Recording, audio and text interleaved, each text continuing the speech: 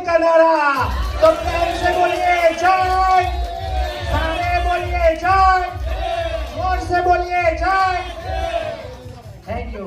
समानता, स्वतंत्रता અને બંધુત્વ માટે લડનાર એવા બાબા સાહેબ, એવા તત્વચિંતક, મહિલાઓના દાતા, ભારતના ભાગ્ય વિધાતા, ભારતના રત્ન સન્માનિત એવા બાબા સાહેબના ચરણોમાં મારા કોટી કોટી વંદન। એમને અભ્યાસની બાબતમાં ઘણું સહન કરવું પડ્યું હતું।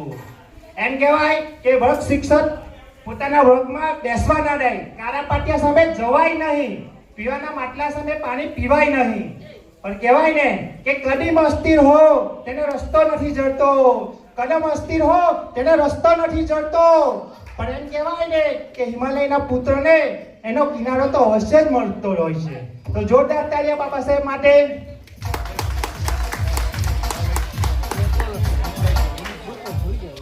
મારી બહેનોને ખાસ નમ્ર વિનંતી છે કે તમે મંદિરમાં ફૂલ ચડાવતા પહેલા મારા બાબા સાહેબના ચરણોમાં ફૂલ ચડાવજો। કેમ કે राम ने कुछ ना दिया है, ना कृष्ण ने कुछ दिया है, ना राम ने कुछ दिया है, ना कृष्ण ने कुछ दिया है, मेरे बाबा साहेब ने आपको संविधान दिया है। આજે મારી માતા બહેનો જે 4 દિવસમાં માત્ર કેદ હતી જેલની જેમ, મારા બાબા સાહેબે એમને આઝાદ કરાવી, એમને અભ્યાસ કરતા કરી, એમને નોકરી મળી, એ આગળ વધી શકી, આજે પોતાની સ્વેચ્છાએ છૂટાછેડા પણ લઈ શકે, પુનઃ લગ્ન કરી શકે, બરાબર। ત્યાર પછી એમ કહેવાય કે પ્રેગ્નેન્ટ અવસ્થા દરમિયાન એમને સરકાર તરફથી એમને રજા પણ મળે છે, એ પણ બાબા સાહેબના આભારી છે। તે એમના માટે બાબા સાહેબને આપણે બહેનો જોરથી તાળીઓથી સ્વાગત કરીએ બાબા સાહેબ। હાલો, કહેવાય ને કે पानी से नहाते हैं वो लिबास बदलते हैं, पानी से नहाते वो लिबास बदलते हैं, पर पसीने से नहाते हैं इतिहास रचते हैं। बाबा साहब ने ऐसा इतिहास रचा कि दुनिया में कोई उसको बदल नहीं सकता।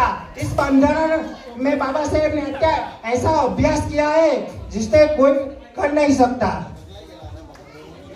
से जो टकराए उसे तूफान कहते हैं, और तूफान से जो टकराए उसे बाबा साहेब कहते हैं।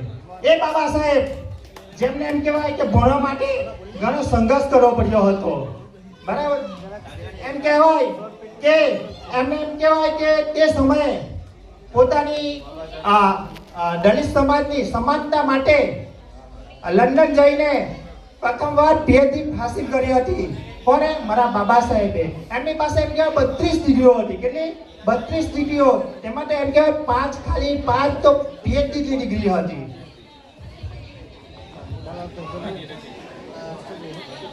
બાબા સાહેબ છેલ્લા શબ્દો હતા 1956માં 6 ડિસેમ્બરે એમનું મૃત્યુ થયું હતું। એમને છેલ્લા શબ્દ એમના એ હતા કે मैं इस कारमा को यहाँ तक लाया हूँ, मैं इस कारमा को यहाँ तक लाया हूँ, तो उसे आगे ना बढ़ा सके तो कोई बात नहीं, पर पीछे मत हटने देना। तो આપણે શું કરવાનું છે? આપણે ભલે એને આગળ નહીં વધારી શકીએ, પણ એ રક્ષા કવચ છે આપણું, એને કોઈ દિવસ કોઈ બી તોડવાની કોશિશ કરે તો તૂટવા નહીં દેવાનું। આપણે સંગઠિત રહેવાનું છે। બાબા સાહેબના 3 મંત્ર હતા, શિક્ષિત બનો, સંગઠિત રહો અને સંઘર્ષ કરો। આ 3 વસ્તુ જો જીવનમાં તમે અપનાવી લેશો તો આપણો આ સમાજ સૌથી આગળ રહેશે। હવે આગળ આપણે બાળકોનો કાર્યક્રમ રાખીશું, સ્પર્ધાનો છે, બધા ઇક્વલ જ છે। ડોક્ટર ભીમરાવ સાહેબ, બાબા સાહેબ આંબેડકર નો આજે વિચારો હતો તે ખાસ એજ્યુકેશન, શિક્ષણની ઉપર ભાર મૂકવામાં આવે છે।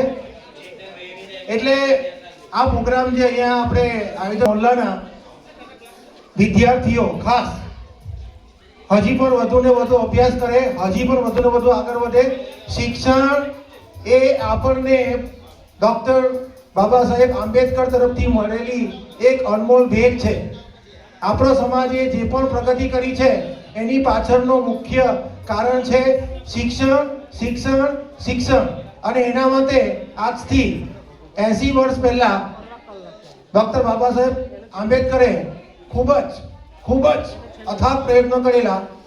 અને જે દિવસે આપણા સમાજની અંદર, આપણા વાયોજ સમાજમાં કે આપણા એસી કોમ્યુનિટીની અંદર બધા જ 100% સાક્ષરતા પ્રાપ્ત થશે અને જ્યારે બધા જ 100% સફળતાના માર્ગ ઉપર આવશે તે દિવસે આપણે આ મહામાનવને સાચી શ્રદ્ધાંજલિ આપેલી કહેવાશે.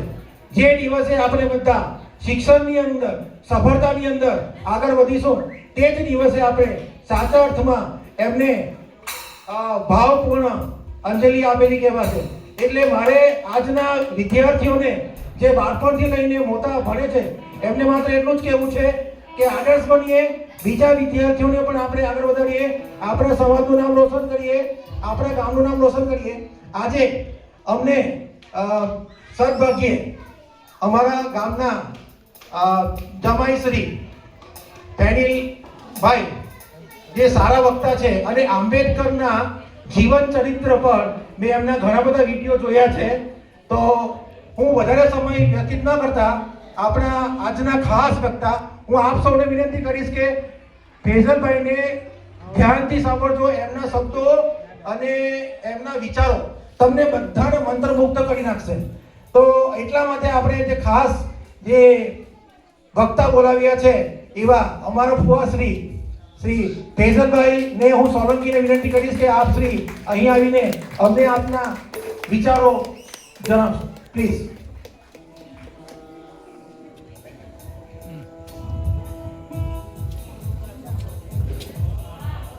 जो कुछ वो भीम थे, दुनिया को जगाने वाले भीम थे. हमने तो सिर्फ इतिहास पढ़ा है यारो, हमने तो सिर्फ इतिहास पढ़ा है यारो, लेकिन दुनिया को जगाने वाले भीम थे. આજે બાબા સાહેબની 135મી જન્મ જયંતિ નિમિત્તે આપણે સૌ ભેગા થયા છે અને ખરવાસામાં ખાસ કરીને મને આમંત્રિત કર્યો છે એ માટે હું ખરવાસા માહ્યાવંશી મહોલ્લાના તમામ સભ્યોનો આભાર માનું છું, તેમજ ખાસ કરીને મનહરભાઈનો આભાર માનું છું.